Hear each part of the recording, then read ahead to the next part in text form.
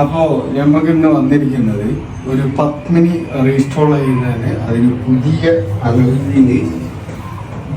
പുതിയ നമ്മൾ അലോയിൽ നമ്മൾ ക്രോം ചെയ്തിട്ട് നിക്കിൾ പ്ലേറ്റിംഗ് ചെയ്യാൻ ഒരു 4 ഹെഡ്ലൈറ്റ് ഉണ്ട്.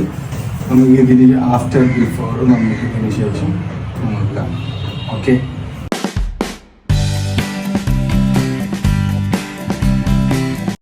നേരത്തെ ഫിയറ്റിൻ്റെ ഒരു അലോയിൽ 4 അലോയിൽ നമ്മൾ ക്ലാരോ പ്ലൈറ്റിംഗ് ചെയ്യാൻ വേണ്ടിയിട്ട് വന്നിരുന്നു.